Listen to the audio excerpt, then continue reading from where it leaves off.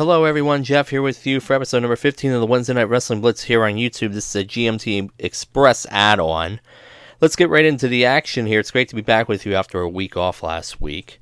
We'll begin it with AEW Wednesday Night Dynamite first. It took place from the Wolstein Center on the campus of Cleveland State University in Cleveland, Ohio.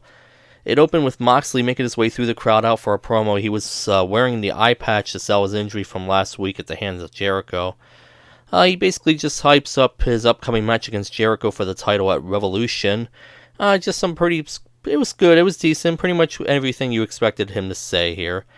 He calls out Jericho, he does come out, he insults Moxley's mother and told him that everything that's happened up till now is his fault because he turned down his offer to join the Inner Circle. He craps over Cleveland and he ultimately calls out the rest of the Inner Circle to join him on the stage. John Moxley says that he'll battle them all, and then Santana and Ortiz brought out a group they refer to as the Thugs. So it was 10-on-1 here, but Moxley went right out after him. He went down out of the ring and up the ramp to try to get after him. He DDT'd a couple of the Thugs before security and referees and agents came out to break up the action. So a little pull apart here, that was fine. So that's what we had to start off here. Moxley's looking good, looking tall here early. Opening contest on the night, tag team competition, we had the Young Bucks taking on the Butcher and the Blade. Of course, the Bunny was out there with them. MJF, along with the Warlord, but MJF was out on commentary for the match. I thought his commentary was outstanding here. Some good stuff here from MJF. Easily the best heel in all of professional wrestling right now. He was actually very good. The match itself, I thought was okay. It was fine. A typical match here. The Young Bucks controlled early, then the Blade and the Butcher took over for a while. Bunny did her usual thing. At one point, she yanked Matt off the apron, and the Blade laid him out on the outside. The Butcher and the Blade dominated for a while before Matt and Nick made the comeback. Ultimately, they won in the end after they won with the best Meltzer driver ever for the win. So they get the win here. MJF not happy, of course. There was a beatdown by the heels here afterwards. Hangman Page and Omega came out to make the save, so the Elite left standing tall, though Hangman Page just left after he did his job, took his beer and left, so that was that. Next up, we had Nyla Rose taking on Big Swole. Of course, Nyla Rose is the number one contender here. Big Swole is just there. It's a big woman versus little woman match. Pretty basic stuff, I thought here. Nyla used her power throughout the match. Swole tried to make the comeback. It was fine what it was. Swole kept coming back and back, but not enough. Nyla Rose ultimately won in the end with her Nyla bombs. So a big win for Nyla Rose heading into a future showdown with Rio for that women's title. Overall, I thought the match was okay. It was really nothing to write home about, but it wasn't terrible either. Next match on the card, we had Cody Rhodes. Of course, Arn Anderson's out there with him as his coach or manager, whatever you want to call him. He took on Kip Sabian here. Of course, Penelope Ford was out with Kip Sabian here. Kip Sabian went right after Cody and hit a drop kick as the referee called for the bell. And then Cody was able to recover and counter out of that. At one point, Sabian on the outside shoved Arn Anderson to get under his skin to annoy him, because if Arn Anderson had hit him, it would be a DQ. Penelope Ford at one point stood behind Cody and taunted him until he accidentally, quote-unquote, knocked her down. She pretended to be hurt, and Sabian took advantage of that distraction. At one point, Penelope threw one of her boots into the ring, and then Anderson later threw it into the crowd. And Anderson went into the ring to protest what Ford had been doing, actually pushed the referee, and the referee tossed him. Ford, after that, was able to take Cody down with a Hurricanrana, while the referee was dealing with Kip Sabian. So Penelope Ford doing her best Zelina Vega here. Ultimately, Cody does come back in the end. He won by hitting the crossroads 3 times. Ultimately, in the end, he won. So, Cody gets the win heading into what's going to happen next week when he's going to actually take 10 lashes from MJF as part of the stipulation for their match at Revolution. So, we had that. Britt Baker was out for an interview this week again with Tony Schiavone. They did the same thing last week on the Jericho Cruise. Her promo last week absolutely sucked. This week, I don't know what happened. There was some sort of a revelation or some sort of whatever it was, but I thought Britt Baker actually cut a pretty good promo here this week. She's continuing to play up the heel stuff, as she should be. This is what she should be doing. And basically, she insulted Tony Schiavone yet again, which I thought was funny, actually. And then she actually took shots at Jim Ross, basically shooting and saying that how he always messes up their names and all that, how he can't get them right half the time. So I thought this was pretty good, and she took a shot at Cleveland, saying, of course, with her being Britt Baker, now they have a Baker that they can believe in. Of course, taking a shot at Baker Mayfield with the Cleveland Browns. So I thought this was pretty good from Britt. This was easily her best promo so far, but she's still got a ways to go here. But I think she's on the right track though. And I've been saying for so long now, I've been saying all along that the best move for Britt Baker, the money move, would be for her to be a heel, and that's exactly what they're doing. So I'm glad they finally came to their senses here. SCU took on Hybrid 2 next here. Christopher Daniels, Scorpio Sky, and Frankie Kazarian came out wearing Kobe Bryant jerseys, and of course to pay tribute to the basketball legend from the Lakers, who of course recently just passed away in a terrible, tragic helicopter crash. And again, our thoughts and prayers not only with the Bryant family, but with everyone that was involved in that. Just very terrible. So they have the match here. It was an okay match. It was just kind of right there. Ultimately, this is just some basic stuff here. I thought both teams looked fine. Ultimately, SCU won the match in the end with the SCU later on Jack Evans. Afterwards, we get a Dark Order promo here with a quick video message from Evil Uno and Stu Grayson. They promise that they're going to go after everyone Daniels holds dear. Afterwards, Daniels looks like he's ready for a fight, so we'll see where that goes next. Your main event for the night, 6-man tag team action. We had Private Party and Darby Allin taking on Santana, Ortiz, and Jericho of his Inner Circle group. Of course, Sammy Guevara and Jake Hager were out there with the Inner Circle, so that was good stuff. I thought the match was fine overall. Not terribly bad. Good stuff here, I thought. The heels dominated for a while. The baby faces came back. But ultimately, Jericho hit the Judas effect on Cassidy and got the win. So, of course, the Inner Circle won afterwards.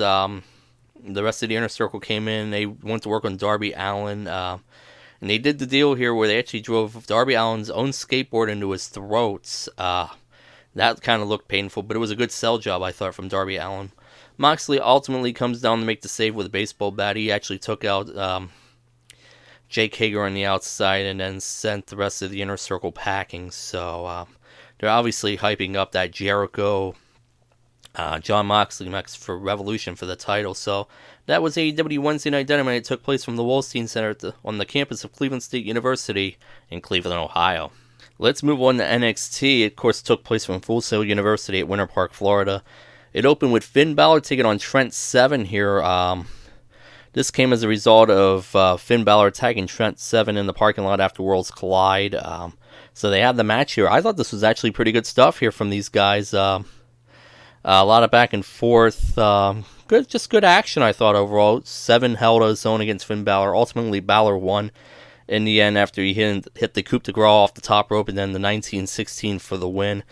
And then afterwards, we saw Finn Balor look into the hard cam and basically he's ready for his match with Johnny Gargano. So we have that coming up here pretty soon. Next match on the card, we had Deonna Purrazzo taking on Shotzi Blackheart. Cool visual here from Shotzi Blackheart. She actually came out to the ring driving her mini Tinker, which was kind of cool. She's done that on the indies scene in the past. And it was cool that they incorporated here. That's gotten her over here. It makes her stand out, I think, in pretty positive fashion. So they have the match here. It's fine for what it was. Purrazzo went after her for a while, but ultimately Blackheart was able to recover, and ultimately Blackheart, I should say, wound up winning. She hit a diving senton off the top for the win on Deonna Purrazzo. In a match that I thought was a little short. It could have ran a little longer, but I thought the match overall was fine. And Shotzi Blackheart, I guess they're giving her some momentum here, so she got a nice win here. Keith Lee was out for a promo next here. He's talking about fulfilling his promise, by fulfilling his first promise of winning the North American title. He's ready to see what's looking ahead for him. Damian Priest and Dominik Dijakovic interrupt him to come out and because they want the shot at the North American title. This ultimately leads to a match between Dominik Dijakovic and Damian Priest.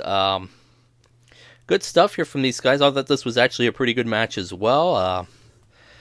At one point, we get towards the end here, Dijakovic was able to withstand an avalanche Poisarana from Damian Priest. It looked very good. It looked like it should have won the match, but Dijakovic kicked out, and ultimately Dijakovic won in the end after he hit the Feast Your Eyes for the win. So it looks like they could be setting up Dominik Dijakovic and Keith Lee for that title. They already have a history, so I think that's actually pretty smart booking here. Tommaso Ciampa, we saw him backstage. He laid out Roderick Strong, Kyle O'Reilly, and Bobby Fish of the Undisputed Era with the help of the steel pipe. And then we see him coming out, dragging the table to the ring, and spray-painted a yellow X on the table. Adam Cole ultimately found out what had happened to the rest of the Undisputed Era, and they actually came out to the ring to encounter Tommaso Ciampa.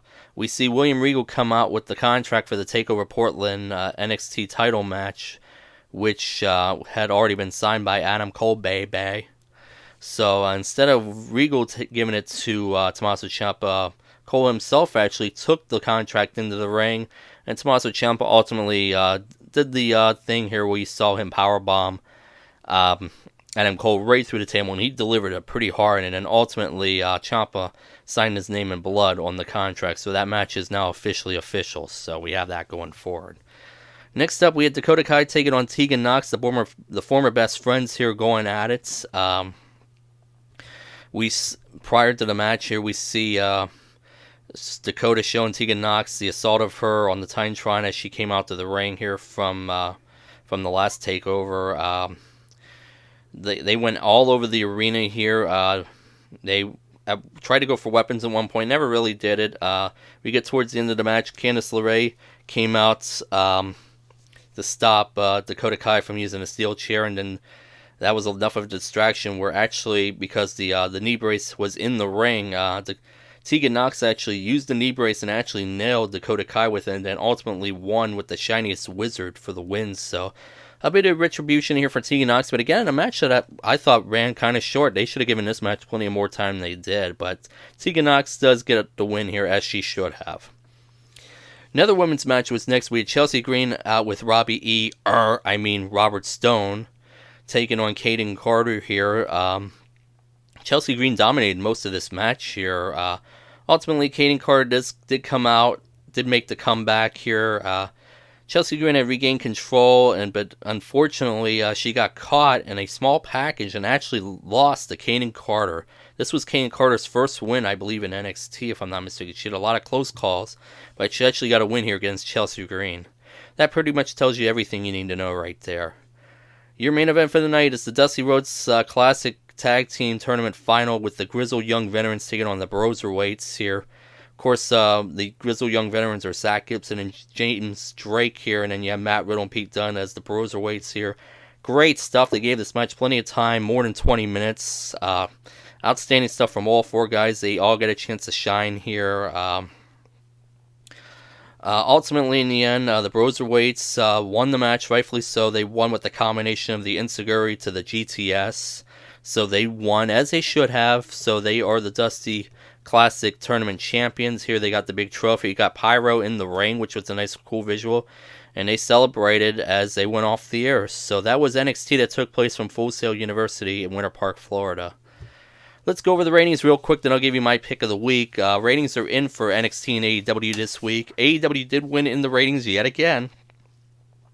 They beat NXT 828,000 viewers to 712,000 viewers. AEW was 35th overall in viewership, while NXT tied for 41st. Um, it's just it's really something here. AEW was actually third for the night in the 18 to 49 demo. That's their highest ranking since they came on cable television. They beat NXT in all the key demos. They beat them in the 18 to 49 demo 034 to 022. They beat them in the 18 to 34 demo 023 to 014. They beat them in the 25-54 demo 036 to 026. The only demo that NXT won, which is the usual demo they win, is the 50 plus. They won 036 to 029. Other than that, AEW won all the demos. Both shows were down from last week. AEW last week did 871,000 viewers, while NXT had done 769,000 viewers.